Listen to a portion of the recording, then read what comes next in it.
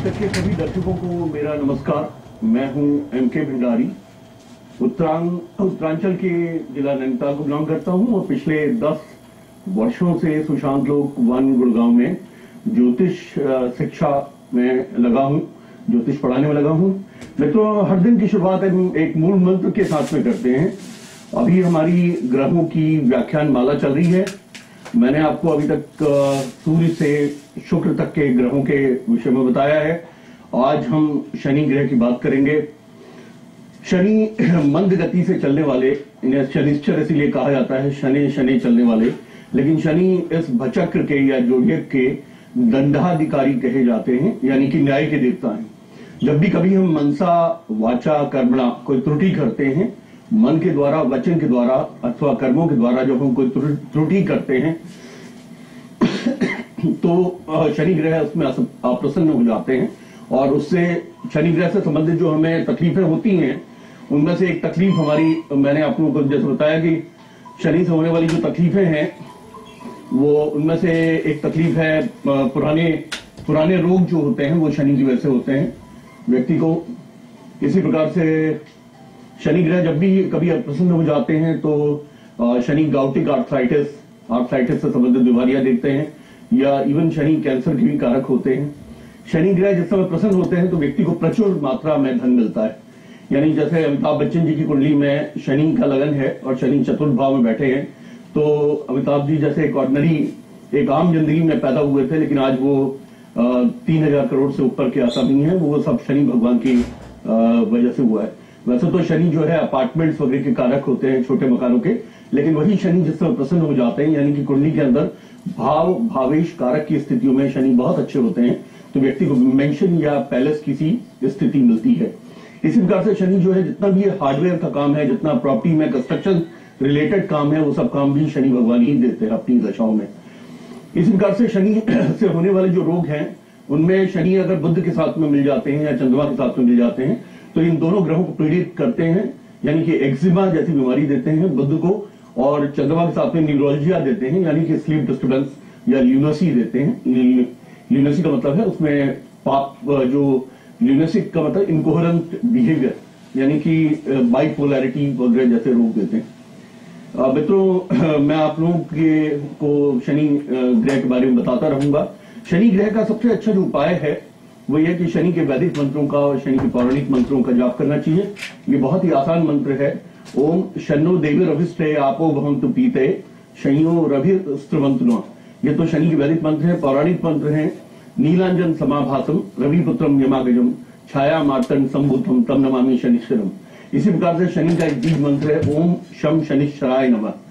शनि का बहुत अच्छा उपाय होता है, जैसे कंचकों में आप काले चने बनाते हैं, इसी प्रकार से 2 किलो काले चने आप कंचकों की तरह से ड्राई बना के, यानी कि सूखे बना के, अच्छे बना के, क्योंकि आपने अपने देवता को अर्पण करने हैं, और सूजी का हलवा ये आप शनिवार को 16 शनिवार अगर आप जाके गरीबों के बीच में बांटते हैं तो शनि बहुत प्रसन्न होते हैं और बहुत अच्छे इसमें रिजल्ट मिलते हैं, परिणाम मिलते हैं। शनि सरकारी नौकरी में भी एक बहुत बड़ा योगदान रखते हैं, क्योंकि शनि से आने वाली जो जॉब्स होती हैं बड़ी कंसिस्टेंट होती है, यानी कि ऐसी जॉब जो कि 30 वर्ष 40 वर्ष, और शनि मंगल के साथ में मिलके आर्मी जैसे जॉब्स या क्रिमिनल जस्टिस सिस्टम वो बताते हैं, उसमें जातक की पत्री में सूर्य भी थोड़ा सा अच्छा होना चाहिए।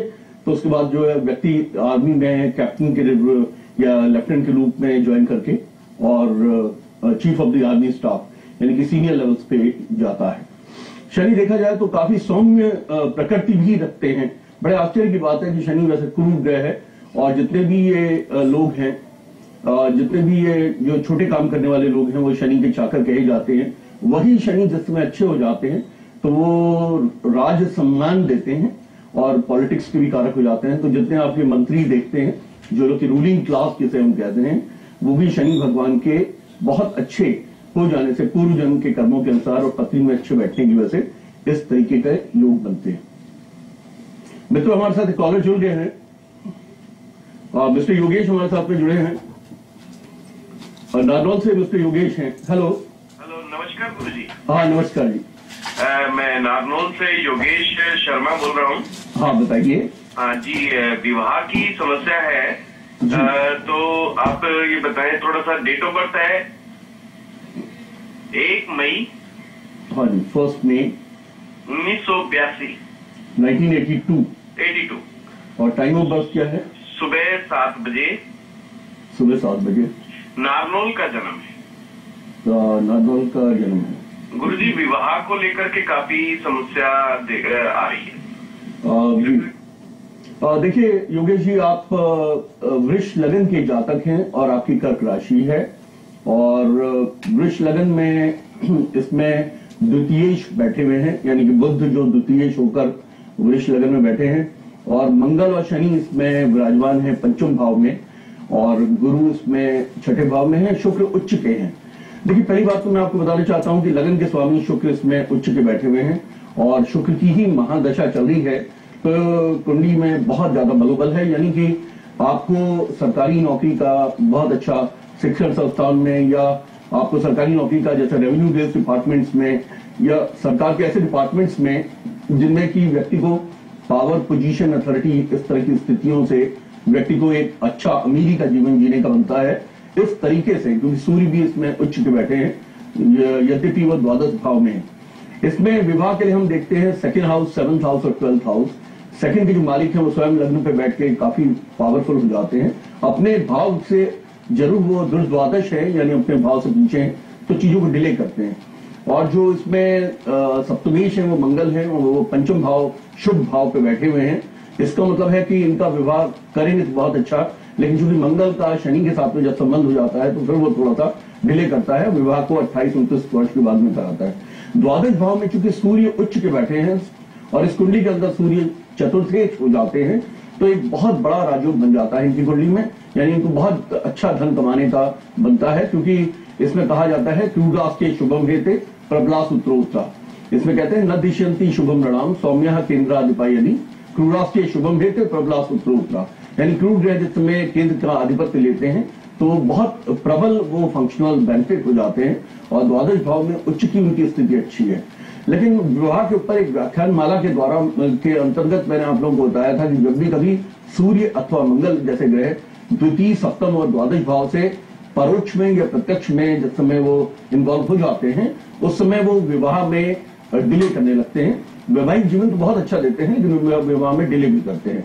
आपके भाई की कुंडली में वैसे दुभारिया योग भी बनता है, और दुभारिया योग का मतलब होता है 2 मैरिजेस का कॉम्बिनेशन फॉर्म होता है, क्योंकि नवमांश में अगर हम देखें तो नवमांश इनका मीन लगन का नवमांश है, जिसमें कि मंगल विराजमान है और सप्तम भाव में सूर्य विराजमान है, और शुक्र जो है वो चंद्रमा की राशि में पीड़ित है, और गुरु में नीच के हैं। अगर नवमांश के अनुसार हम स्थिति को देखें और ग्रहों के अनुसार देखें, आपके भाई का एक्टिव हो जाता है जुलाई 2013 के आसपास, इनके विवाह का बहुत अच्छा योग बनता है। और इस समय अगर आप प्रयत्न करते हैं, क्योंकि राहु का एक प्रत्यंतर आया है, राहु को हम डिलीवरी बॉय कहते हैं, राहु जो है इसमें द्वितीय भाव में बैठे हैं, और मेरा अपना अनुभव है जब भी राहु प्रत्यंतर दशा में आते हैं तो विवाह कराने में बहुत तेजी दिखाते हैं। यानी कि 5 अप्रैल से जब से राहु आए हैं इनके, और वो सितंबर 2013 तक है, तो इनका ऑब्लिगेशन बनता है इस राहु का कि इनको बहुत अच्छा विवाह कराएं।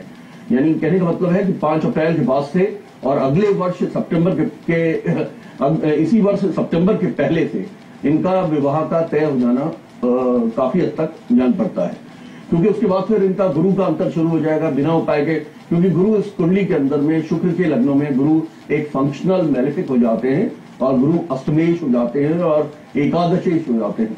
अगर गुरु विवाह कराएगा तो वो सेकंड फेज में कराएगा, यानी कि 25 सितंबर 2012 से जब ये दशा शुरू होती है और फरवरी 2013 तक होती है, तो उसका जो सेकंड हाफ है वो दिसंबर में आता है, यानी दिसंबर के। तो अब आप यूं ले लीजिए योगेश जी कि आपके विवाह का पहले जो सबसे अधिक जो पोटेंट टाइम है वो सितंबर 2012 के पहले, और दूसरा जो पोटेंट टाइम है वो दिसंबर से लेकर और फरवरी के बीच में है। और इसमें लेकिन थोड़े प्रयत्नों की आवश्यकता होगी। आप गुरु के वैदिक मंत्र के लिए कराइए, क्योंकि गुरु इसमें अष्टमेश और एकादशेश है, और एकादश भाव में एक उच्च के शुक्र बैठे हुए। तो मित्रों, मैं आप लोगों को जैसे मैं आप लोगों को बता रहा था शनि ग्रह के बारे में, और मैंने आपको बताया कि शनि चूंकि दंडाधिकारी कहे जाते हैं, जब भी आप राइटियस बिहेवियर करते हैं, जब भी आपका जो बिहेवियर होता है वो मनसा वाचा कर्मणा अच्छा बिहेवियर होता है, तो शनि भगवान आपको प्रचुरता के साथ देते हैं। और स्पेशली जिनकी कुंडलियों के अंदर शनि अच्छे होते हैं उनको शनि मतलब 30 वर्ष के बाद से उनको अच्छे रिजल्ट मिलने लगते हैं, या तो प्रॉपर्टी के काम से अथवा इसी प्रकार से कंस्ट्रक्शन के काम से, या इसी प्रकार से ऐसे काम। शनि को भी बुध के बाद में मल्टीटास्किंग का एक ग्रह माना जाता है, क्योंकि काल पुरुष की कुंडली में ये दशमेश है। काल पुरुष मंगल की कुंडली होती है मेष लगन की, और उसमें चूंकि एकादशेश भी है। एकादशेश का मतलब है फुलफिलमेंट ऑफ डिजायर, एकादशेश का मतलब है लाभ भाव। चूंकि वो लाभ और फुलफिलमेंट ऑफ डिजायर के भी भाव के स्वामी हो जाते हैं, तो शनि इस वजह से मल्टीटास्किंग में एक व्यक्ति को कई सब्जेक्ट में पारंगत बनाते हैं। मित्रों, मैं छोटा सा विराम लूंगा। आप निम्न मेरा पता नोट कर लीजिए, और 7:30 बजे से अब ये प्रोग्राम हमेशा रिले होगा सुबह, उस समय आप हमारे प्रश्न पूछ सकते हैं। 3:30 बजे रीटेलीकास्ट होगा, और रात को 11 बजे पुनः रीटेलीकास्ट होगा। निम्न पता आप नोट करिए। गुरु श्री M.K. भंडारी जी से